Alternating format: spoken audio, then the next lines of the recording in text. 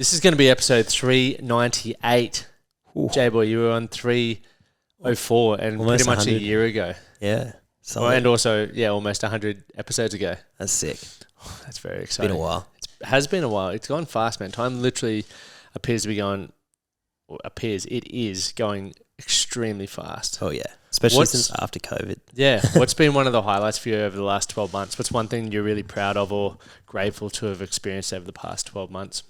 I guess the whole experience of running my own business and, how that has pushed me out of my comfort zone and stuff. I've fucking loved it. Yep. Yeah, it's been great. Great for development. Definitely. What was the quote you were saying before? The 5 things we need. Oh, yeah. So there's 5 hobbies that you need. One is, what was it? One was to make money. One's to keep you creative. One's to keep you fit. One's to build your knowledge. And then the last one is to evolve your mindset. What does that look like for you then? If you bring it up just so we don't have to refer to it. Because I was like, off the topic, but... Want to make money? Well, what's making you money? Coaching people and helping them get strong and fit. Yep.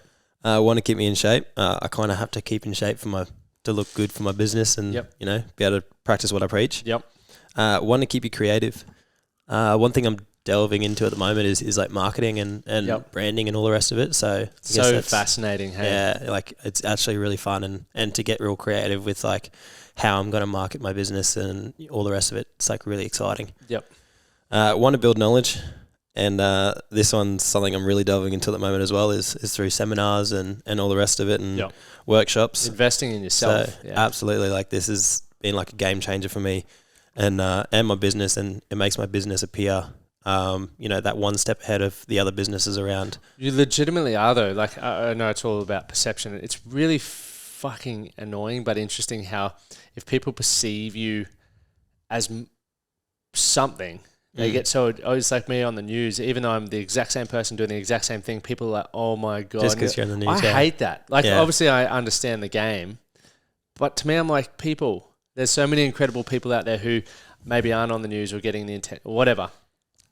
And you're looking past them because someone else doesn't choose to put them on a pedestal. Yeah. Or whatever, not even a pedestal, just giving them a bigger opportunity to an audience. Exactly. And I think they'll kind of dive into what we're talking about today with fear of rejection and stuff and how people perceive you. Yep. And how much value you put onto that. So it'll be There's a few things I want to talk to you about because I've watched you grow over the last couple of years. But one was the text message you sent me, which I'm going to read out in a moment, but then also like, do you believe you can build a life you love, which probably goes back to that quote and what you're doing now as well. So we'll sort of, I'm sure we'll end up on both of those. I hope we will. Definitely. But the message you sent me the other day was something I've been looking into heaps and would like to share with others is my struggle with the fear of rejection and fear of judgment, and realizing that every day I avoid rejection from others is a day that I reject my true self. Boom. Yeah. Truth bomb. That's huge. Here's like a bit more to it. The revelation has fucked me up, man. I let out a massive built up emotion and tension, but it's a powerful realization. I think it is. Absolutely. Like it was, that whole day for me was just like, this is the best day of my life. Like it felt so. How did it come up for you? Just through journaling and reflecting. I've realized how powerful journaling is for my mental health and meditating and all the rest of it. And just reflecting allows you to see where you're doing well and where you're doing not so well. What does journaling look like for you though? Because I know as a young man growing up, it was always like, I pictured it as a female sing and they'd write, Dear Diary. Dear Diary. Johnny is not nice to me or whatever. But what does it look like for you? Well, normally I started off just saying like, I feel, and then just whatever I feel, I write down. And then I have another question, why? Yep. And I write down whatever I think is making me feel that way. Yep. And then I usually delve into like, what did I do well today? What did I not do well today? So using a lot of the stuff from the game plan. Yep. So, just what did I do well? What could have gone better? And why do you feel that's helpful for you? It's just reflection. Like you might in your own head think, oh, I'm having the worst day ever. And then you reflect on the day and you go, oh, actually, I did quite a lot of things today. Like emotionally or mentally, you might not feel like you've achieved much, but then you look back on it and you're like, oh, shit, I actually did a lot of stuff. So is reflection something you would use with your clients then as well? Like if you are having a conversation with them and they're in a maybe a bad headspace or frustrated about progress, do you then get them to reflect? Absolutely. Like one of the best things I've found, and it's using the Trainerize app, is that at the end of every session, if you do make any improvements, it lets you know. Yep. Yeah. And how so, good is that? And then it kind of stores all of those little badges somewhere on the profile, and you can just open up and they're like, oh, I don't feel like I'm making progress, or I just feel real stale. I'm like, well, look at this, look at all these badges you've just achieved in the last week. Yep. Like even if that was 1% better, if you continue that pace up, you're going to be fucking obliterating all your goals down the track. I think that's the challenging thing with progress is we want to leapfrog everything, but it's those 1%ers daily, and even starting to, for you said, you're really understanding the value of reflection and journaling. I'm so similar to you. I only really I did it for years, but more so because that's what successful people were doing and people told me to do. I didn't really see how it fit into my life. Yeah. And then I started doing it for a reason of reflection. And I, similar to how you say I feel, for me, it's I write the time, whatever time I start, and then it's just whatever. And sometimes it doesn't make sense, but then it leads to something. Sometimes it's just gibberish, but it's really beneficial because when I get to like this here on the grounds, I'm nearly finished that one. That will be the journal from this year so far. And I'll be excited to read back through it and see what I've been learning about, thinking about. And I can also, it's timestamped. So I'm like, well, why was that happening? Or why was I curious about that at that point in my life where many people, because we're so inundated with information and life's moving so fast, we never get a stop to, a second to stop and breathe. Yeah.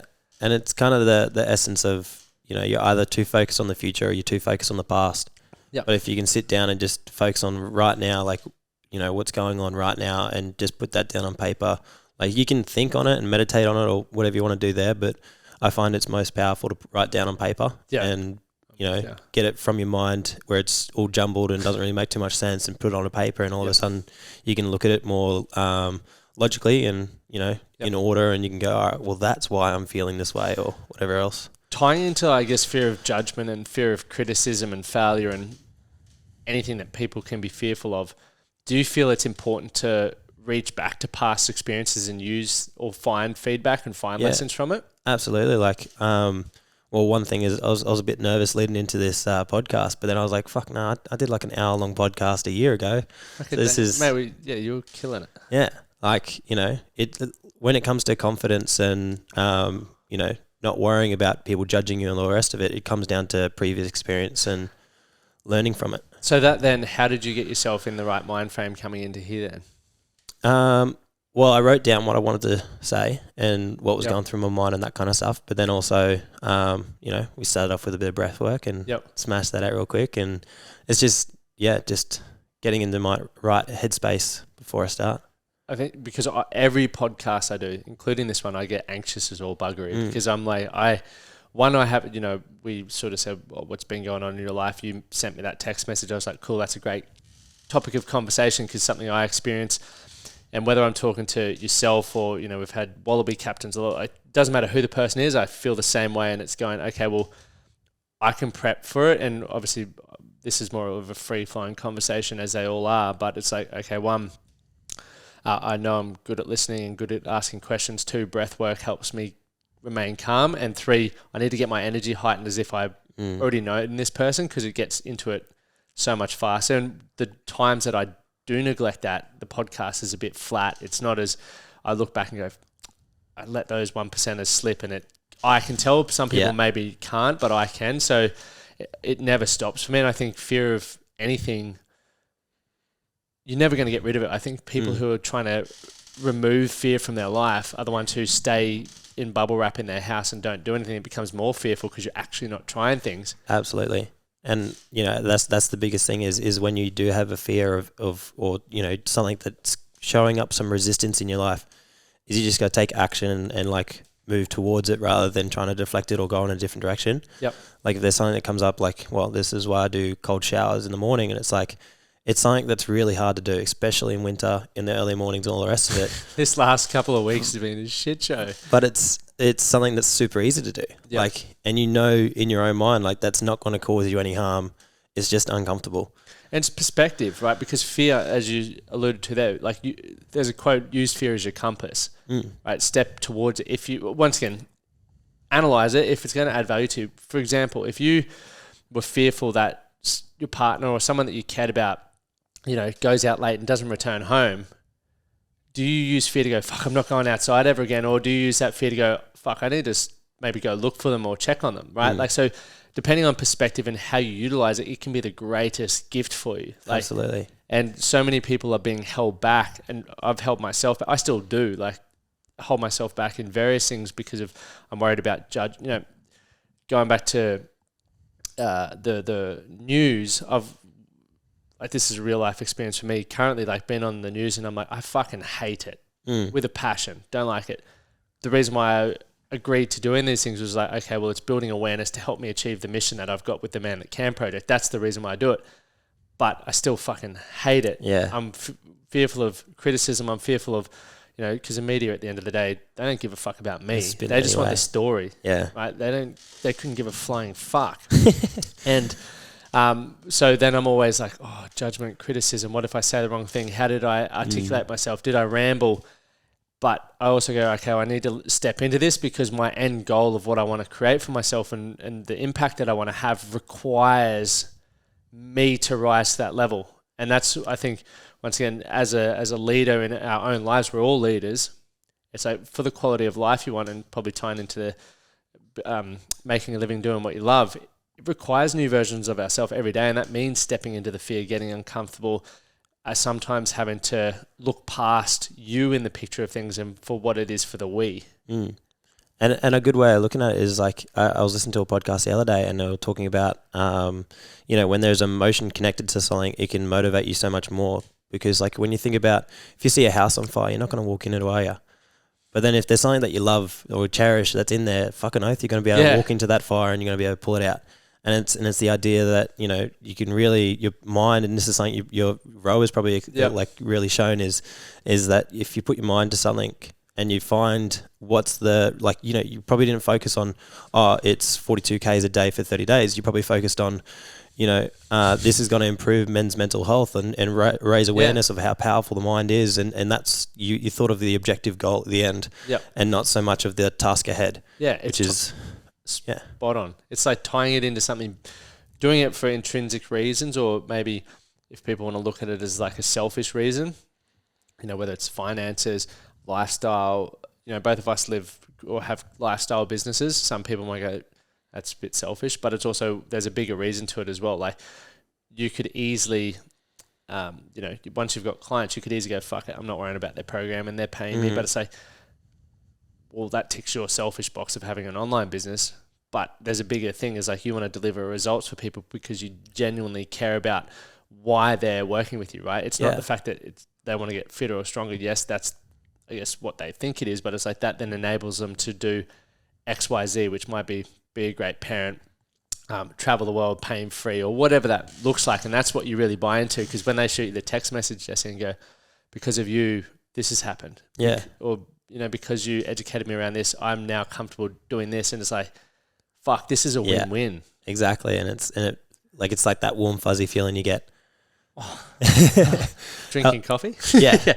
But helping others, I find, is like, I can't remember where I heard this, but it was like, it's one of the most powerful things a human can feel, in terms of like satisfaction and pleasure is helping other people and seeing what positive effect you can have on other people as well. Yeah, well, if someone's feeling terrible right now, like if you're listening to this and you're having a shitty day, if you were in the position to, next time if you're stopping at a coffee shop right now, I'm going to say this because we're drinking, buy the person behind you a coffee, or just even say, hey, the next person that comes in, I want to add an extra $5 and have their coffee paid for. You'll walk out of the fucking coffee shop feeling amazing. Absolutely. Or you might pay, I've paid for people's fuel before, and I do all these things that, once again, it's for someone else, but it's also for a selfish reason. But hey, we're here to feel good. If I'm feeling good, I'm going to show up better talking to you or to my wife or to every area of my life. Because when you understand, I think, how you work and how you operate, isn't the goal to feel more fulfilled? Isn't the goal to feel happier? Yeah, exactly. So working towards that, but discovered the meaning of life. Yeah. You can't, when you're doing things for others or even doing things for yourself, like, you do feel good. And it's, I guess, then working out, you know, at any one point our skill set's not where it needs to be, or we're not challenging ourselves enough. It's why people become complacent. You know, right now with where you're at, you said you're upskilling a lot, learning about marketing, learning about various other things. You've also got a good business already. It would be very easy for you to remain in the comfort zone and go, look, I know what I'm earning. I know the impact that I'm having, and that's good for me. Let's live my lifestyle. But I guarantee you, and knowing you, you'll get fucking bored. Yeah. Which is why you're now challenging yourself. You're going, okay, I want to be better at marketing. You went to the other seminar last week to be a better coach. Like, you're doing all these things, which is throwing, like, you know, in your own world, you're a big fish in a small pond, as am I. But when you go to these other things, you're a small fish in a big pond, and it's like, oh, daunting. Yeah. But you're doing these things because now it's like my skill set is equal to my challenge. I'm getting a little bit potentially bored or uncomfortable. So now you either, you know, if you grow your skill set too big, which is what most people do, they're overqualified for the challenges that they're giving themselves because they like to look awesome in a small environment. You're like, fuck that. Let's go the other way, which is how I believe I do it as well. Let's find the challenges. Yeah. Let's stretch and grow through the process, which I think is extremely important.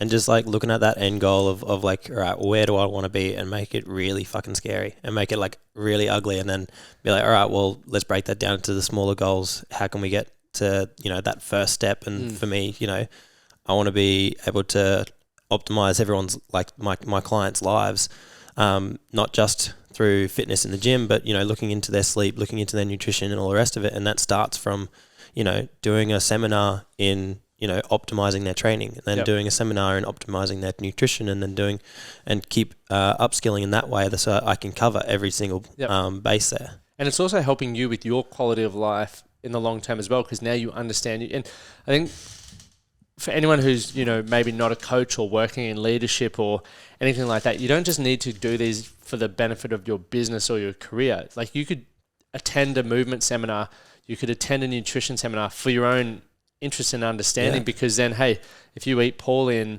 you're overweight or you don't feel energized or things like that, learn about it, because then it's going to improve those areas of your life regardless. Exactly. And like that's exactly what's happened from this most recent seminar with Muscle Nerds. Is I went and learnt how to, you know, properly program hypertrophy training and you know, all that kind of stuff. And my goal is hypertrophy when it comes to the gym. So, you know, I've been able to implement it. Unit, bro.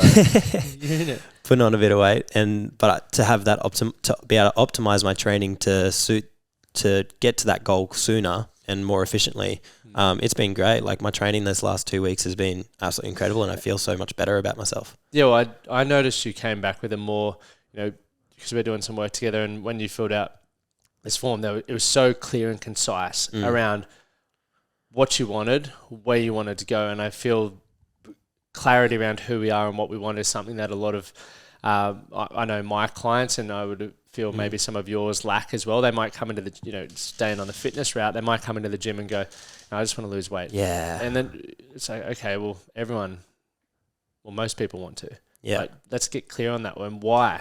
Like, as you said, bring the emotion into it. What's going to motivate you? What's going to inspire you when it's cold outside, or when you get a flat tire in the car? Because I look at Scotty, right? You know, Scotty was in the gym this morning. He did 400 Ks this month, just chips away, like just 10K a day, and then he got himself up and he rode 2 marathons. He never thought he could have done that, but he's just chips away with everything, just consistently, just doesn't need to do anything crazy like you see on the internet, but he knows the power, or he's showing me the power of consistency, and that's all we need to do. It doesn't matter if he's got work calls, nothing will stop him coming. Even if, like, he fucking went in the other night and did a 10K at like 10:30 at night because it was a commitment to himself. And I was like, mate, I wish, like, you're just so inspirational to me, because I probably wouldn't do it 10:30, like, fucking, I'm going to bed. But he's like, I made a commitment to myself, and I had a goal, one for his own personal satisfaction, but he was a bigger part of what we were doing with the rowing and stuff. And I feel a lot of people let themselves off too easy. So having that community support is extremely important as well. Absolutely. And I feel that ties in once again with confidence, is like when you're able to rely on yourself, to commit to yourself, to, you know, 2 weeks ago or 3 weeks ago, you might have said, all right, I'm going to do 30 rows. And then you get to the 15th one, you're like, fuck, I don't want to do this anymore. Yep. And then, you know, but by holding yourself accountable and committing to yourself, you're able to, you know, really, build that confidence in being able to rely on someone, and that someone is you. Yep. So, yeah. Well, for you, thinking about, and there is a free webinar for those, I remember we were going to plug this at the start, free webinar on how to build massive confidence, which you can head over to the Man That Can Project website to find that, or just go on Instagram. It's been plastered everywhere. It's next Tuesday night. Or actually, sorry, this is going live on Monday. It's tomorrow night. Oh, yeah. So last minute, but that's all good. Jump on that, but we'll be running through a heap of stuff. But for you, why, or what has been one of the areas where you lacked confidence the most, and now that you have it, it's transformed your life? Well, the biggest one is public speaking. Yep. Is like, I remember back in high school doing, presentations for assignments and whatever else. And even my first year of uni, I failed a subject because I absolutely bombed. I just froze in front of a presentation. And so, like, for a very long time, I've known that I've been really shit at public speaking. But the first step was when I was doing martial arts and karate. I became an instructor for that, and putting myself in front of a group of lower ranks and all the rest of it, it kind of changes how you perceive your confidence and the rest of it. So it was a lot easier for me to, stand in front of those people and public speak, I guess you could say. But then when that progressed to then coaching, and I remember when I first came into the gym and was doing group coaching, I was a nervous piece of shit at the front. I was like shaking, and my heart rate, like I got the Whoop band, and it was telling me it was like 170 or something ridiculous. Just like for standing in front of a crowd. In front of people. And wow. But after, I've been a group coach for like almost 2 years now, and now the heart rate doesn't get anywhere near as high. But then the big boss man came in the other day and came in one of my sessions, and bang, it's through the roof again. Yep. And it's just that perception of, being around someone that you want to impress or whatever it might be, and the nerves really kick in, but it just really just shows that you care. But yeah, definitely. But it also shows that you can control and become comfortable. Yeah, exactly. And so putting myself into positions where I am more nervous, or I am worried about my performance when it comes to public speaking, or presenting a topic on health or whatever it might be. Like I've gone down to work in 2 weeks to present for the Man That Can, and a couple of weeks ago I did 2 different presentations for the gym as well at different businesses. And like, as much as I absolutely hate public speaking, it got me out of my comfort zone. Do you hate it, or do you hate how you feel around it? I hate how I feel. I fucking love public speaking, being able to share my knowledge with people, and to be able to like really, because I've realized I'm quite extroverted, but just a nervous public extrovert. Speaking right now, like this will go to 7,000-8,000 people. Don't tell me that now. Like, imagine if they were all here. But they're not, right? Like, yeah, exactly. And I think the thing as well, it doesn't matter what it is. Everyone's wanting confidence. I think a lot of people get confused between self-esteem and confidence. Confidence is a skill that can be developed, as what we're doing in the webinar. But the only way to improve any of them is to do that specific thing. Absolutely. And for example, if you want to get better at public speaking, a podcast may be a good place to start, or filming yourself on the camera where no one else is there.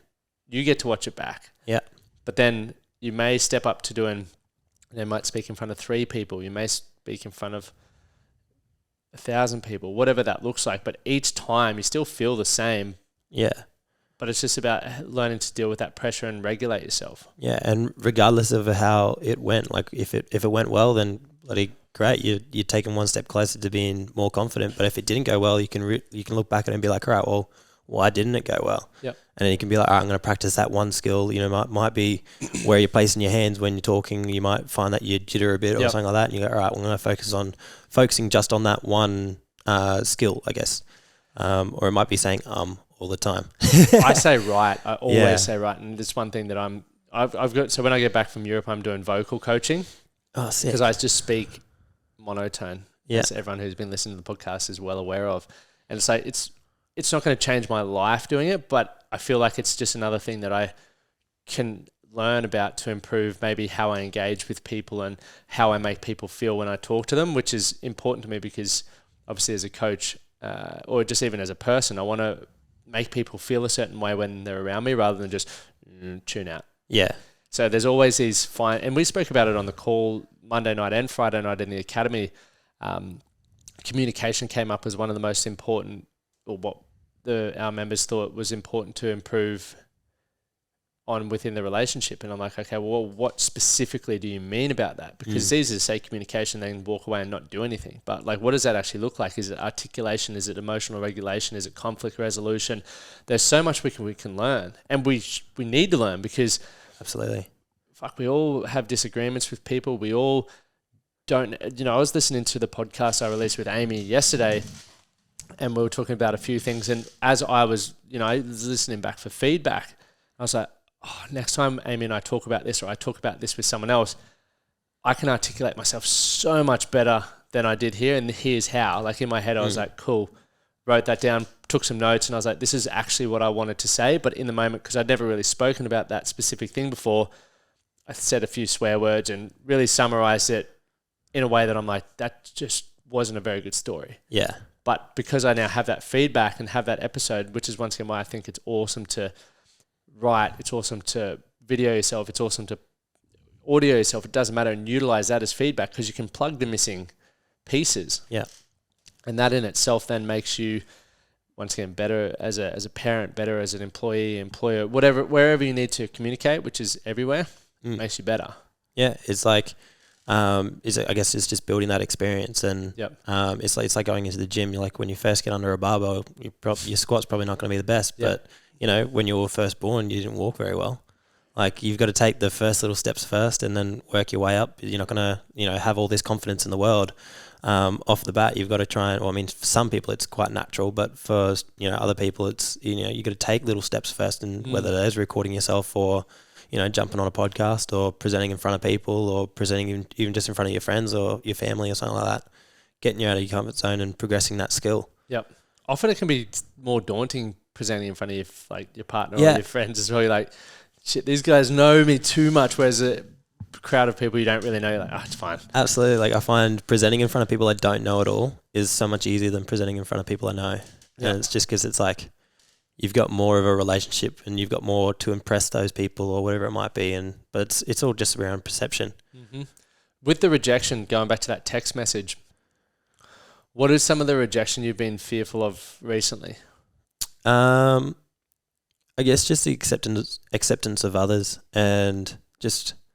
So it's more you want to feel accepted. Yeah, you want to feel like a sense of belonging. Yeah, and be able to fit in and that kind of stuff. And that's why, that's one of the main reasons I absolutely love Function Well, is because it's created such a community that I do feel like I fit in. Yep. And it's just really important for me, confidence wise and energy wise, to feel like I fit in. But then once again, it's just down to perspective. Why do you feel it's important to have that sense of belonging? It's just like human need. It's I think, it's for me being extroverted. It definitely, I require it as almost like a human need to feel like I fit in. Prior, like when you didn't have a place where you felt like you fit in, what was your life like? Oh, I was anxious as shit. Like, nervous all the time and stressed all the time, and always worried about are they doing that because they don't like me, or you kind of second guessing yourself all the time. And I guess this relates to a quote that I really like from Steve Irwin, and he says that crocodiles are so much easier to be around because at least they're going to eat you.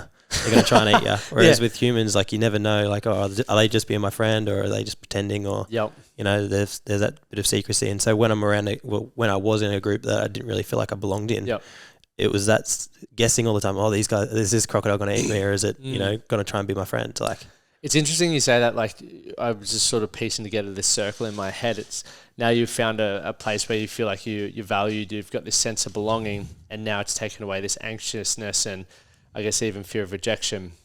But if you work it back, most people are worried about being rejected by people they don't even fit in with in the first place, but they're trying to be someone that they're not. So it's like this chameleon effect. And I went through this as well, where I was trying to please everyone around me, and I was trying to fit into the cool circle or this circle. And I always felt like I was never congruent. I always felt like something was off. Like, I didn't really know who I was, and I felt a little bit lost and confused. And I was like you, I was anxious all the time. You said you felt overwhelmed. And then when I found a place where I love fitness, and I used to be like, people who love fitness after they're sort of 23 are fucking weirdos, man. You need to be drinking beers and having a family and doing all that stuff. But I'm like, why? It's what I genuinely enjoy. And similar to you, now we've got these communities where people love the same stuff. I feel valued. I also feel like I've got a sense of belonging where I can get incredible feedback, but I can also deliver perspectives and feedback. And it just makes you feel, even going back to even what you said with teaching, when you're in a position to teach, and I say this to all the blokes in the academy, like, you guys are all experts in something that I'm not. And the cool thing about sharing experiences and perspectives, then you get off a call or you walk away from an event or even just a phone call with one of the other blokes and you're like, oh, I feel really good because I was able to pass on some knowledge to that. And we've all got the ability to do that. But we just don't put ourselves in situations to do that. Exactly, yeah. It's a fucking beautiful thing. And touching back, I think you mentioned it in the call last night, is like, you know, when you show up to different groups, like you're now showing up as that one person. And, you know, that relates back to the text that I sent you with regards to, you know, if you're fearing that rejection and you're fearing the judgment of others, you're rejecting your true self. And so you're not actually being able to be yourself in front of those people, which then makes you come off as a lot more ingenuine and, you know, nervous and anxious and all the rest of it. When you are your true self, you know, you are confident and you give off a lot better energy and, you know, you do fit in. And yeah, it's just all round better. How would, for someone out there who's saying, well, I can understand what you're saying there. I feel a little bit confused in different environments, but I have no idea what my true self is. What would you say to someone who's in that position? Well, I guess it's like the first step to setting any goals is just find out what's important to you and what you value. Like, you sit down and write out your values, and then you can use that to guide your future goals. But if you kind of just winging it all the time and you end up going against those values because they're almost like it's part of your personality or it's part of who you truly are. But if you don't even know what your values are, then you can go against that and then you feel like shit and you don't even know why. So yeah, sitting down and writing down what you value. So you could just take a piece of paper out now or tonight and write down all the things that you enjoy and then just like break that. What is it that I enjoy about that? You know, could be sport, it could be catching up with friends, it could be a whole range of stuff, and then you might break it down and go, I enjoy the health component, like it's healthy, or I feel like it's fun or it's free, or you know, it might be adventure, and you'll start eliciting all these values, right? And then you can go, okay, well, these seem to be quite important because they're showing up in all the areas of my life where I feel the most fulfilled, I feel the most happy. And so when you can start doing that, you go, okay, well, let's look at where I'm spending my time. Let's spend more time doing things that make me or leave me feeling this way, and less time doing the opposite. And obviously, you know, life throws stuff at us all the time, so you're never going to get that perfect. But if you can be aware of that, it then starts helping you make decisions around who you want to spend time around with, what sort of experiences you want to have, and what you don't. Like, it really can be quite simple. Yeah. In theory. It's obviously then the learning to say no and whatever sort of comes off the back of that as well that's challenging. And it can be plugged into so many different areas of your life, like, you know, answering the question before about, you know, can you build a life that you love? And it's like when you look at, you know, your values and you find those 5 things, you know, what can you be paid for that you like doing? What can help build your knowledge that you like doing? Like, you know, if you put me in an engineering class, I'd be like, fuck this, I don't want to be here. Yep, me too. But you put me into anything regarding the human body and I'm like, wow, this is amazing. Like, you know, find something that you're intrinsically motivated to follow, and that's how you know you're once you establish your values, then you can, you know, dive into those things that you are intrinsically motivated by. And you're always, we touched on before, when you find that place of a sense of belonging, like the internet has connected us, like the most micro demographics of all time. Let's use one which is really random, but people who have foot fetishes. Great choice. Yeah, if you had a foot fetish and you were living in the country, like I'm talking about out west, it's going to be very hard to find out who else has a foot fetish. Now with the internet, you can probably hashtag foot fetish and find other people with foot fetishes. Now you've got your community. And the cool thing now is going back to what do I really enjoy? What am I curious about? Whether it's health, for me it was coach, or more specifically men's performance. Like, how can we, you know, I used to focus on mental health, but for me I'm like, well, the opposite of, I guess, feeling unwell or being unhappy in life is the opposite, right? So that's why I've sort of shifted to what can we do to be better for tomorrow. And I feel that it's helping people feel better. So I've gone, all right, that's what I enjoy doing. That's what I'm curious about. I'm reading about it all the time. I'm living and breathing that anyway. So then how can we get paid for that? And where's my community? And the internet has been a beautiful thing to do that. But the question I wanted to ask you is, do you genuinely believe you can get paid to do what you love or make a living doing what you love? I already am. Oh, that's... I absolutely love what I'm doing. I wake up, for a 5 a.m. session, and I spring out of bed, and I'm so keen to get to work and to even work on my business and that kind of stuff. And I just when I used to work as a cook, I didn't it was all right, but I wasn't passionate about it, and I didn't love it. So it made it a lot harder to, I'd call in sick when I'm not even sick, or I'd, just rock up 5 minutes late, or, I really didn't care. Yeah. And when you find something that you're passionate about, you're so much more motivated to do well. Do you believe everyone can make a living doing what they love?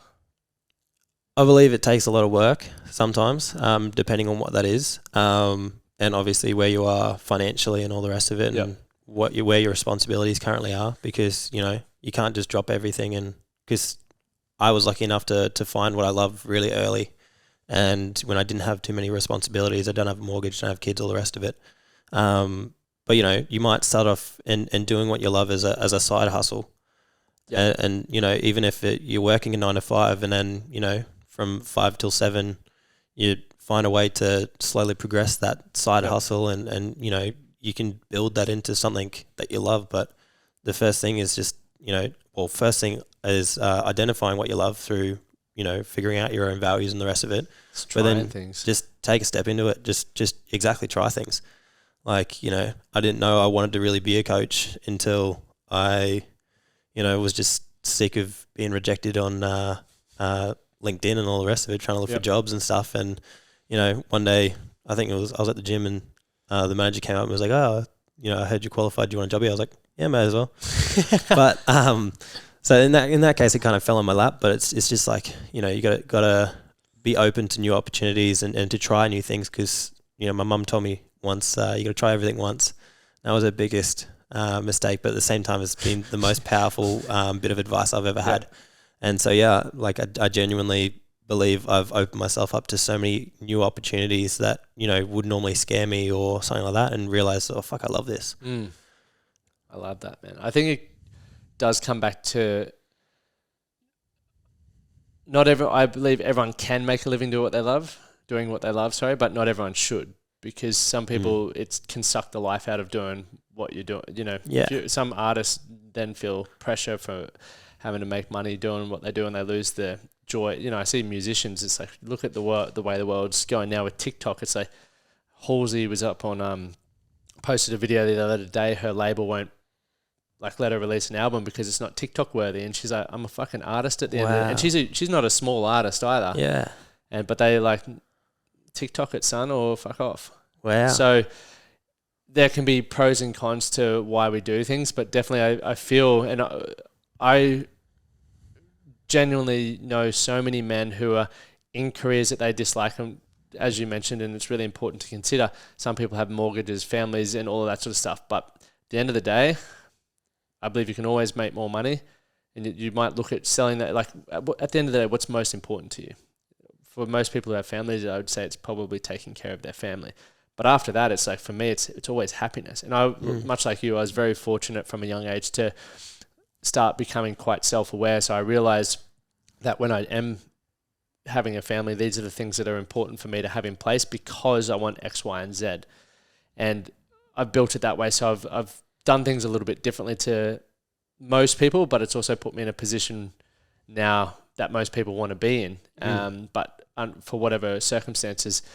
So, but for anyone who's in that position, it's you still have the choice. As you said, it might mean from, when you put your family down, or when you finish work from 9 till even 11, you might go, right, I'm going to start working on doing what I love. I'm going to start building a brand. I'm going to start learning to market things or sell things, because sales and marketing, without those, you can't do anything anyway. But I think if you can learn to sell, and if you can learn to market, you then are really in the driver's seat for what you can earn, the kind of lifestyle that you want to create, because you don't have to rely on anyone. As you said, you got sick of being rejected by for job applications. It's okay, well, let's just take ownership for my stuff.